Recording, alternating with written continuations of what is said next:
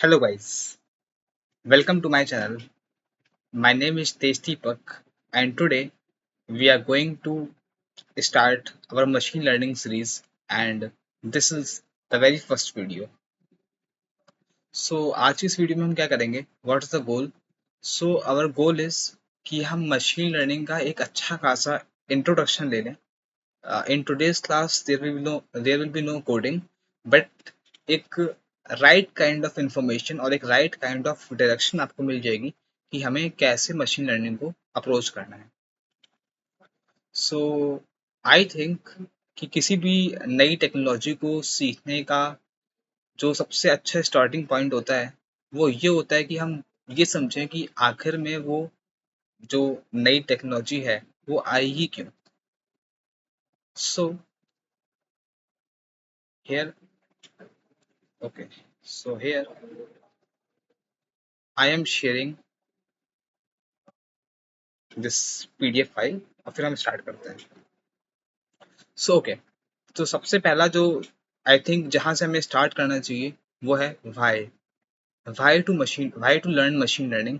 आखिर हमें machine learning सीखने की जरूरत ही क्या पड़ी? ऐसी क्या प्रॉब्लम थी जो मशीन लर्निंग सॉल्व कर रहा था और जो बाकी चीजें हैं वो सॉल्व नहीं कर रही थी? So to answer this question हमें सबसे पहले ये समझना पड़ेगा कि व्हाट इज प्रोग्रामिंग. तो प्रोग्रामिंग का मतलब क्या होता है? Programming is a way of asking our machine to do something in some unnatural language. मतलब प्रोग्रामिंग एक ऐसा तरीका है जिससे हम अपनी मशीन को कहते हैं कि वो कोई काम करे. यानी अगर हम चाहते हैं कि हमारी मशीन कोई काम करे, अगर हम अपनी मशीन से कोई काम करवाना चाहते हैं तो हम कैसे करवा पाएंगे? Programming is a way. Programming के जरिए हम अपनी मशीन से काम करवाते हैं इन some unnatural language. Unnatural language का मतलब क्या है? एक ऐसी भाषा में हम मशीन से काम करने के लिए बोलते हैं जो भाषा मशीन को समझ में आती हो. Like in our case we run Python, C plus plus और मे बी आर या जावा, कोई भी है. तो प्रोग्रामिंग क्या है? प्रोग्रामिंग एक जरिया है अपनी मशीन से कोई भी काम करवाने का. उसकी लैंग्वेज में हमें मशीन को उसकी लैंग्वेज में बताना पड़ेगा कि हम उससे क्या चाहते हैं. This is this is what a programming means. Now, there are two types of programming. हम प्रोग्रामिंग दो तरीके से कर सकते हैं. पहला इंस्ट्रक्शन और दूसरा एग्जाम्पल्स. इसको आप इस तरीके से समझो कि मान लो, मैं एक एग्जाम्पल देता हूँ, एक एग्जाम्पल थ्रू समझते हैं. मान लो कि आप एक ट्रेनर हो या ये एक लड़की है पिंकी और इस लड़की के पेरेंट्स ने आपको हायर किया है. हायर क्यों किया है? क्योंकि कल इस लड़की का एग्जाम है. कल इस लड़की का एग्जाम है और आपका काम ये है कि one night before the exam, एक रात पहले आपको इसको इतना पढ़ा देना है ताकि ये कल का जो एग्जाम है उसमें ये अच्छा नंबर ले आए या एटलीस्ट पास हो जाए. तो इस लड़की को पढ़ाने का सबसे सही तरीका क्या होगा? और मान लो जो इसका टेस्ट है मैथ्स की टेबल का. मतलब ये लड़की बहुत बड़ी नहीं है, ये लड़की ऐसी है फर्स्ट या सेकेंड क्लास की. तो इसका टेस्ट है कल और टेस्ट किस चीज का है? मैथ्स की टेबल. और उसमें जो एग्जामिनर होगा वो क्या पूछेगा? टू की टेबल मान लो. इससे पूछा जाएगा कि टू वन जा कितना होता है या टू एट जा कितना होता है या टू नाइन जा कितना होता है, राइट? नाउ अब आप ये काम कैसे करोगे? सिंपल है. आप उसको स्टेप बाय स्टेप बता दोगे कि अगर एग्जामिनर पूछे, मतलब आप उसको एक तरीके से याद करा दोगे. अगर एग्जामिनर पूछे टू वन जा तो टू बोलना, टू टू जा फोर बोलना, टू थ्री जा सिक्स बोलना. और इसी तरीके से आप उसको पूरा याद करा दोगे टेबल, ताकि अगर उसको वो याद हो गई तो एग्जामिनर उससे पूछेगा कि टू सेवन जा, वो लड़की रिप्लाई कर देगी 14. So this is what which we called as instruction. आपने क्या बोला? उसको सिखाने का आपने क्या तरीका यूज किया? आपने उसको सेट ऑफ इंस्ट्रक्शन दे दिए टू परफॉर्म. यानी कि आपने उसको बता दिया कि अगर टू वन जा पूछ ले तो टू रिप्लाई करना, टू फाइव जा पूछ ले तो टेन रिप्लाई करना. तो आपने सारा का सारा पॉसिबल केस कवर कर लिया कि जो कुछ भी उस क्वेश्चन में पूछा जा सकता था या जो कुछ भी उस एग्जाम में पूछा जा सकता था, आपने वो सारे पॉसिबल केस कवर कर लिए और उन सारे पॉसिबल केस का एक सॉल्यूशन दे दिया. In the form of instruction. आपने बता दिया, अगर ये पूछे तो ये रिप्लाई करना, ये पूछे तो ये पूछे तो ये। This type of programming is called linear programming. इसी को बोलते हैं लीनियर प्रोग्रामिंग। यहाँ पर कंट्रोल जो होता है वो प्रोग्रामर के पास होता है, यानी कि इस केस में जो कंट्रोल है वो किसके पास है? ट्रेनर के पास है। अगर मान लो इस ट्रेनर ने बोल दिया कि अगर क्वेश्चन में 2 5 जा पूछा जाए तो तुम 9 बोल देना, तो व्हाट डू यू थिंक, ये लड़की एग्जाम में क्या बोलेगी? अगर ऐसे एग्जामिनर ने पूछा 2 5 जा, तो ऑब्वियस सी बात है ये 9 ही बोलेगी। तो यहाँ पर जो पूरा कंट्रोल है वो किसके हाथ में है? ट्रेनर के हाथ में है। इन आवर केस प्रोग्रामर के हाथ में है। जो प्रोग्रामर कहेगा करने के लिए वही प्रोग्राम आपका करेगा, ना उससे ऊपर ना उससे कम, राइट।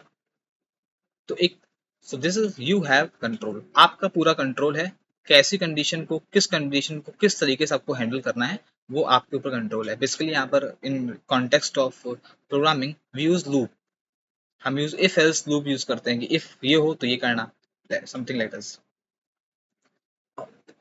द क्वेश्चन इज, चलो ठीक है, इस पॉइंट को समझने से पहले नाउ तो एक तरीका तो ट्रेन हो गया बाय अवर इंस्ट्रक्शंस।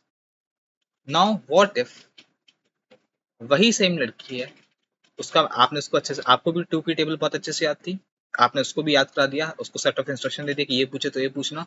उसका एग्जाम हुआ, उससे पूछा गया 2 4 जा कितना होता है, आपने उसे पहले ही बता दिया था 2 4 जा 8 होता है।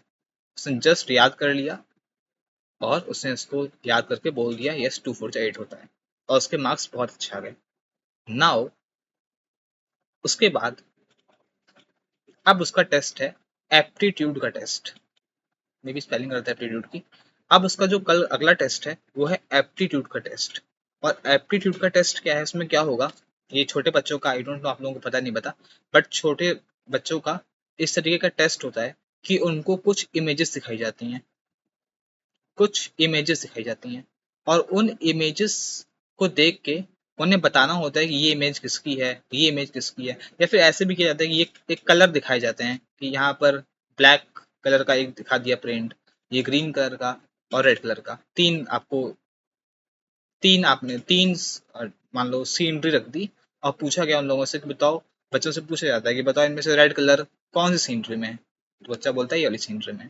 तो उसका अगला जो टेस्ट है वो एप्टीट्यूड टेस्ट है, कुछ इस तरीके का टेस्ट है।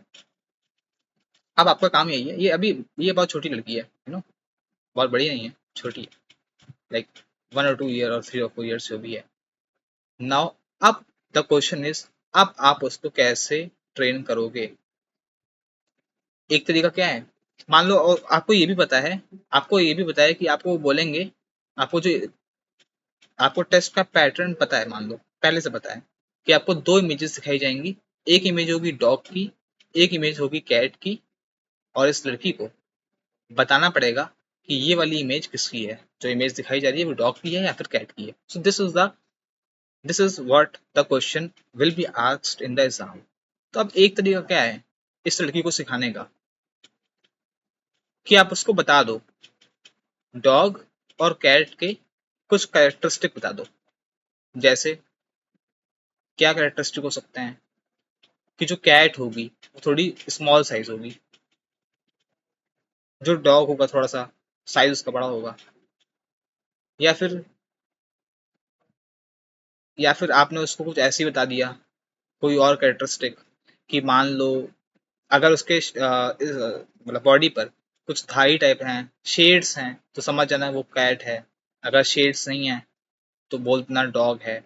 ऐसे ही आपने 2 3 कैरेक्टरिस्टिक बता दिए कि अगर ये हो तो बता देना ये है, अगर ये हो तो बोल देना कैट है। इस तरीके से आपने इंस्ट्रक्शन दे दिया।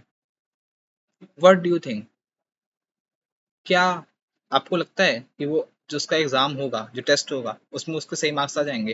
Because there are very very characteristics which are similar in both dog and cat.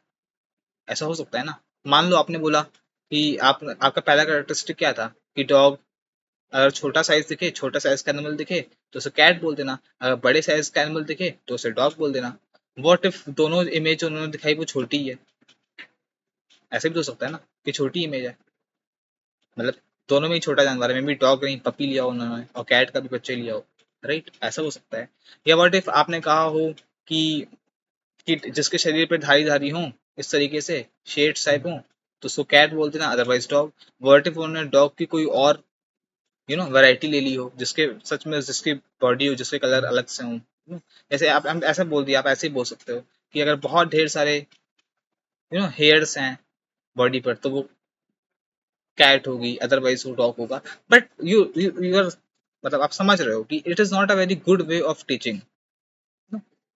इस छोटे से बच्चे को समझाने का ये बहुत अच्छा तरीका नहीं है, और आपको भी समझाना बड़ा मुश्किल हो जाएगा, बिकॉज आपको भी बहुत दिमाग लाना पड़ेगा कि डॉग और कैट में एक्चुअल में क्या डिफरेंस है, आपको सारे फीचर्स को लिखना पड़ेगा, और पता नहीं उतना अच्छा रिजल्ट आए या ना आए। इससे बेटर अप्रोच क्या है? द बेटर अप्रोच इज, जो शायद आप लोग या सब लोग यही चूज करेंगे, आपने ये किया, आपने उसको दिखा दिया छोटे से बच्चे को कि this is a cat, this is a cat, cat ऐसी होती है। और इस तरीके से आपने कैट की बहुत ढेर सारी इमेजेस उसको दिखा देंगे, ये बिल्ली है, ये है, ऐसी होती है कैट, ऐसी होती है, बहुत ढेर सारी, मे बी 15 इमेजेस दिखा दिए उसको कि ये है कैट। और डॉग की कुछ इमेजेस दिखा दी कि डॉग इस तरीके के होते हैं, ये ऐसे होते हैं डॉग, डॉग की वैराइटीज दिखा दी, again 15-20। What do you think इस केस में वो सही आंसर दे? इसकी क्या प्रोबेबिलिटी है? आप इसको कोई कैलकुलेट नहीं कर सकते क्या प्रोबेबिलिटी है, क्योंकि वो तो टेस्ट में जो उसको इमेज दिखाई जाएगी, जो उस लड़की का दिमाग चलेगा, मे बी वो सही बोल दे, सही इमेज को क्लासिफाई कर ले, मे बी वो गलत कर दे। We can't predict the probability, हम नहीं बता सकते, हमें नहीं पता कि वो सही करेगी या नहीं करेगी। But what we think is this is a easy way. ये तो पता है पढ़ाने का ये तरीका ज्यादा अच्छा है कि rather than instruction, giving instruction line by line, which is very difficult for us even, कि हमें वो खुद ही सोचना पड़ेगा ना कि क्या इंस्ट्रक्शन होंगे। This is a more better way, आपने उसको इमेजेस दिखा दी कि डॉग ऐसे होते हैं, कैट ऐसे होते हैं, आपको नहीं पता कि वो उसका आउटकम क्या आएगा, वो सही जवाब देगी गलत, but this is an easy way for sure, for sure. And this is an effective way, it seems, हमें लग रहा है कि इफेक्टिव वे होगा, हमारी इंट्यूशन है, वो तो अब एक्चुअल में इफेक्टिव था या नहीं वो तो बाद में पता चलेगा, बट हमें लग रहा है कि यस ये वे इफेक्टिव है, इफेक्टिव है। नाउ, तो इंस्ट्रक्शंस के हमारे पास दो तरीके, हमने देखा था ना कि प्रोग्रामिंग करने के दो तरीके हैं। पहला इंस्ट्रक्शन, कि आपने लाइन बाय लाइन उनको इंस्ट्रक्शन दे दिया, और दूसरा क्या है, with examples, like instruction and with examples. तो इंस्ट्रक्शन में जब हम देते हैं, हमारे पास पूरा कंट्रोल होता है, तो उसको लीनियर प्रोग्रामिंग बोलते हैं, हर एक पॉसिबल केस हम कवर कर लेते हैं और सेट ऑफ इंस्ट्रक्शन देते हैं, राइट। बट इन एग्जाम्पल वाला वे, इस पहली बात व्हाट इज, अभी व्हाट इज का आंसर नहीं, देखो, set of examples are given, इस तरीके के टीचिंग मेथड में हम क्या कर देते हैं, उसको सेट ऑफ एग्जाम्पल्स देते हैं, डॉग ऐसे दिखता है, ऐसे दिखता है, ऐसे दिखता है, उसको बता देते हैं। और अभी मशीन मान लो वही बच्चा है, मशीन मान लो वही बच्चा है, let the machine figure out patterns. हम उस बच्चे को नहीं बता रहे कि डॉग में ये होता है, कैट में ये होता है, हम उसको केवल दिखा रहे हैं कि ये डॉग है, ये कैट है, ये डॉग है, ये कैट है, ये डॉग है, कैट है। वो लड़की खुद डिस्कवर कर रही है, एक टाइम बाद वो खुद समझ जाएगी कि क्या कौन सी पिक्चर डॉग की है, और जब उसको एक नई इमेज दिखाओगे बाद में, तो वो खुद ही इतना सीख चुकी होगी, इतनी इमेजेस देखने के बाद उसकी खुद की इंटेलिजेंस इतनी ग्रो कर चुकी होगी कि वो बता देगी ये डॉग है और ये कैट है। इनफैक्ट हम लोगों ने भी ऐसे ही सीखा है, हम लोगों ने, हमें किसी ने ये नहीं बताया कि डॉग के फीचर्स होते हैं, एक एक सेट ऑफ रूल्स दिखा दिए, नहीं, हम लोगों ने भी आसपास देखते देखते डॉग को देखा, 6 डॉग है, कैट है, हम लोगों ने धीरे धीरे सीखा है, तो हमें किसी ने सिखाया नहीं है। इन द सेम वे, इस केस में क्या हो रहा है, जब हम इस तरीके से पढ़ाते हैं, तो पैटर्न्स वो बच्चा खुद समझ रहा है, हम उसको कोई इंस्ट्रक्शन नहीं दे रहे, right. Machine learn themselves and there is no control. अब जब आपने इंस्ट्रक्शन वाले केस में, यू हैव फुल कंट्रोल कि वो क्या रिप्लाई देगी, आपको पूरा पता है, कि आपको पता है कि अगर ये केस हुआ, ये कंडीशन हुई, तो रिप्लाई यही आएगा। But in this case you have no control, आपके पास कोई कंट्रोल नहीं है, राइट, आपके पास कोई कंट्रोल नहीं है। वो लड़की क्या वहां पे देगी, उसने उसको क्या समझ में आया, उसने क्या पैटर्न डिस्कवर किया, you have no control, you have no idea even. Now now तो जब हम एग्जाम्पल्स के थ्रू पढ़ाते हैं, राइट, जब हम एग्जाम्पल्स के थ्रू अपने मॉडल को ट्रेन करते हैं, इस वे ऑफ प्रोग्रामिंग को बोलते हैं मशीन लर्निंग। जब हम एग्जाम्पल्स के थ्रू काम करते हैं और जब हम सेट ऑफ इंस्ट्रक्शंस देते हैं और अपनी मशीन से कोई काम करवाते हैं, इसे बोलते हैं linear programming. Now the question is, हम कब कौन सा तरीका यूज करेंगे ट्रेन करने का, कब हम इंस्ट्रक्शंस देंगे, कब हम एग्जाम्पल्स के थ्रू पढ़ाएंगे? And the answer is pretty simple. और आंसर क्या है? जब हमें एग्जैक्टली पता होगा कि सारी पॉसिबल केसेस क्या हैं, सारे पॉसिबल कंडीशंस क्या हैं, और हमें उन सब का आंसर पता होगा, देन वी यूज इंस्ट्रक्शन वाला केस ना। तब हम इंस्ट्रक्शन वाला केस यूज करेंगे। जैसे हमें पता है कि अगर टू की टेबल का टेस्ट है, तो सारे पॉसिबल केसेस क्या हैं, हमें पता है कि टू की टेबल ही पूछेगा, हमें पता है टू की टेबल ही पूछेगा। तो हमारे पास सेट ऑफ पॉसिबल, हमें पता है कि इतना ही रेंज है, इतना ही है, इतने में से कुछ पूछेगा। ज्यादा अच्छा तरीका क्या है, आप उसको सेट बाई सेट बता दो, ये पूछे तो अपने मॉडल को ट्रेन कर दो इस तरीके से कि इस कंडीशन के लिए ये करना। बेसिकली यहाँ आप ये तब यूज करोगे इंस्ट्रक्शन वाला अप्रोच, आप तब यूज करोगे जब आप फुल कंट्रोल चाहते हो। आप क्या चाहते हो? आप अपने मॉडल पर फुल कंट्रोल चाहते हो। आप उसको पहले से ही बता देना चाहते हो, पहले से ही बता देना चाहते हो कि अगर ये हो तो ये करना, अदरवाइज मत करना। तो you have a full control here. और इन डेली लाइफ ऐसे बहुत सारे काम होते हैं जहां पर आप फुल कंट्रोल चाहते हो अपना। आप ऐसे ही काम छोड़ नहीं सकते किसी के भरोसे, यू वांट फुल कंट्रोल। ऐसे बहुत ढेर सारे काम होते हैं बिजनेसेस में कि आपको पूरा पता रहता है कि सारे पॉसिबल केसेस को पता रहते हैं, आपको there are set of written rules, आपका सारे रूल्स रहते हैं कि ये हो तो ये करना। तो that's kind of training, that's kind of instruction is called linear programming. और ये प्रोग्रामिंग कौन करते हैं? Software engineers. इसलिए मार्केट में इनकी डिमांड होती थी पहले भी और अभी भी। अब क्या ऐसा होगा कि ये चीज एकदम ही खत्म हो जाए? कभी नहीं होगा। ऐसा कभी नहीं होगा कि इंस्ट्रक्शन देना ही हम बंद कर देंगे, क्योंकि हम चाहते हैं फुल कंट्रोल। कुछ चीजों में हम फुल कंट्रोल चाहते हैं, और जिन चीजों में हम फुल कंट्रोल चाहते हैं वहां पर हमें लीनियर प्रोग्रामिंग ही करनी पड़ेगी। हम हम हर काम को नहीं कह सकते कि मशीन अपने आप करो, क्योंकि मशीन काम करेगी तो यू हैव नो कंट्रोल, आपको नहीं पता कि आउटकम क्या होगा। नाउ ऐसे कौन से काम है जो आप मशीन को अलाउ करोगे करने के लिए? एग्जाम्पल्स, क्योंकि एग्जाम्पल्स वाले वे में यू हैव नो कंट्रोल। तो वो काम कैसे होंगे? ऑब्वियस सी बात है, ऐसे काम जो आपको खुद ही नहीं पता है कि वो कैसे होंगे। You don't know how this work can be done, आपको खुद ही नहीं पता है, आपको अपने सारे पॉसिबल केस पता नहीं है। तब आप क्या करोगे? आप अपने मॉडल को बोलोगे, क्योंकि जैसे मैंने एग्जांपल दिया पढ़ाने वाले एग्जांपल में भी, आपको नहीं पता वो कौन सा इमेज दिखाएंगे, आपको नहीं पता। आपने कुछ फीचर्स दिखे, ट्रेनिंग दे दिया, आपने कुछ फीचर्स दे दिए, व्हाट इफ जो उन्होंने इमेज दिखाई उसमें दोनों में सेम फीचर्स थे, ऐसी इमेज दिखाई कि फीचर्स मैच कर रहे थे।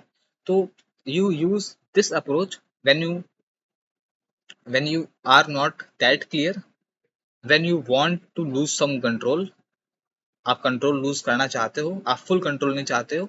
और मे बी हम कह सकते हैं जो लेस इंपॉर्टेंट टास्क होते हैं, राइट, लेस इंपॉर्टेंट टास्क जो इतने भी जरूरी नहीं, कि जो जो बहुत जरूरी काम है आपके लिए, वो आप इसी मेथड को यूज करोगे। वाई? क्योंकि यहाँ पे आपके पास पूरा कंट्रोल है। बट कुछ ऐसे काम जो इतने इम्पोर्टेंट नहीं है, नॉट दैट मच इम्पोर्टेंट, जहां पर आप थोड़ा सा अपने कंट्रोल को छोड़ सकते हो, जहां आपको एक्चुअल में ही नहीं पता है कि वो काम कैसे होगा, मतलब जहां आप पॉसिबिलिटी को एक्सप्लोर करना चाहते हो, जहां पॉसिबिलिटी को एक्सप्लोर करना चाहते हो, वहां होता है मशीन लर्निंग। मशीन लर्निंग यानी the way of teaching with examples. अब आप कह सकते हो सारे काम तो इंपॉर्टेंट ही होते हैं, ऐसा कौन सा काम है जो नॉट इम्पोर्टेंट है? नो। इन बिजनेसेस ऐसी बहुत सारी चीजें होती हैं जो रैंडम होती हैं, जिनको आपको नहीं पता कि इसको कैसे सॉल्व करें। There are very things which are random, जिनका कोई सेट ऑफ जिसका कोई रूल नहीं है, जिनका कुछ भी नहीं है, रूल्स नहीं है उनके लिए, तो वहां पे आपको यही अप्रोच यूज करनी पड़ेगी। जैसे आपने एग्जाम्पल के तौर पर आप ले सकते हो कि संडे को मान लो एक रेस्टोरेंट है, तो उसने क्या उसको क्या पता करना है कि संडे को या नेक्स्ट संडे को मेरे यहाँ कितने कस्टमर आएंगे। अब इसका कोई आंसर नहीं है, there is no set of written rule, there no instruction, कुछ नहीं पता, हमें नहीं पता कितने आएंगे। तो हम ऐसी जगह जगह पर जहाँ पर हम पॉसिबिलिटीज को एक्सप्लोर एक्सप्लोर करना चाहते हैं, वहां पर यूज करते हैं मशीन लर्निंग को। मशीन लर्निंग क्या करेगा, वो पास्ट डेटा को देखेगा, समझेगा, कुछ पैटर्न डिस्कवर करेगा और हमें कुछ नंबर देगा। मे बी वो नंबर बहुत सही हो, मे बी वो नंबर बहुत बेकार हो। And this is why we need to learn machine learning. यही वो कारण है जहाँ हमें मशीन लर्निंग सीखनी पड़ती है, टू एक्सप्लोर द पॉसिबिलिटी। जो पहले के टाइम पे जो इम्पॉसिबल चीज़ें थी, उनको एक्सप्लोर करने के लिए हमें मशीन लर्निंग सीखनी पड़ेगी। और बहुत सारी चीज़ें ऐसी होती हैं, या फिर इसको हम बोल सकते हैं टू अंडरस्टैंड द रैंडम। जो रैंडम चीज़ें होती थी उनको समझने के लिए we need to learn machine learning. Now एक एग्जांपल और, एक लास्ट एग्जांपल। मान लो मान लो कि आपके पास अ, ठीक है, आपको एक, मान लो ये वही लड़की है, पिंकी नाम है इसका, बहुत इंपॉर्टेंट कैरेक्टर है, इसको हम आगे भी यूज करेंगे। नाउ आपको इसका सीजीपी पर, नाउ अब वो पास एग्जाम वो जो आपने किया था वो पास हो चुकी है, राइट, वो उसमें पास हो चुकी है क्योंकि हमने एग्जाम्पल्स के थ्रू पास कराया था। Now she is in college, अब वो कॉलेज में है, कॉलेज में उसका वो थर्ड ईयर या फोर्थ ईयर में है, उसका सीजीपीए बना लेट्स से 5। अब आपको बताना है कि उसका पैकेज कितने का लगेगा। Now the question is, now the problem is, आपको नहीं पता कि पैकेज सीजीपीए पर कैसे डिपेंड करता है। You don't know this, there is no instruction, there is no any kind of rule जो ये बताता है कि आपको पैकेज बताओ, सॉरी आप अपना सीजीपी बताओ। आपको नहीं पता सीजीपीए पैकेज पर, मतलब पैकेज सीजीपीए पर कैसे डिपेंड करता है, यू डोंट नो एनीथिंग। यहाँ पर आप इंस्ट्रक्शन वाला केस यूज नहीं कर सकते। बहुत बार ऐसा होता है कि जिसका सीजीपीए 10 होता है उसका पैकेज नहीं लगता, बहुत बार ऐसा होता है सीजीपीए 5 होता है तो भी पैकेज बहुत अच्छा लग जाता है। There is things are random, you don't know it. ऐसे केस में आप क्या यूज करोगे, मशीन लर्निंग। मशीन लर्निंग क्या करेगा, machine learning will work on data, work on past data, और पास्ट डेटा का यूज करके वो सीजीपीए और पैकेज में कुछ रिलेशन, कुछ पैटर्न फाइंड आउट करने की कोशिश करेगा, कुछ इक्वेशन फाइंड आउट करने की कोशिश करेगा। मान लो उसने, this will do, machine learning का यही काम है। मान लो उसने इसको देखा, एक पैटर्न नोटिस किया, और पैटर्न क्या नोटिस किया कि जो हमारा पैकेज है, package is 2 times into CGPA +5 plus है। अब ये पैटर्न गलत भी हो सकता है, सही भी हो सकता है, we don't know this, but इसने इस डेटा पे काम करके पैटर्न निकाला है। आज से पहले मशीन लर्निंग के, without machine learning this was not possible, ये पॉसिबल ही नहीं था। मशीन लर्निंग की वजह से ये सारे क्या है एग्जांपल्स, CGP 10 था तो पैकेज 9 आया, दीज और data points are working as example. कि CGP 10 था तो पैकेज 9 लगा, CGPA 4 है तो पैकेज 5 लगा, CGPA 6 है तो पैकेज 8 लगा। तो इस तरीके से उसके पास सारे, मान लो ये 1000 रोज है, 1000 रोज है, इस तरीके से आगे बढ़ता चला गया, 1000 रोज।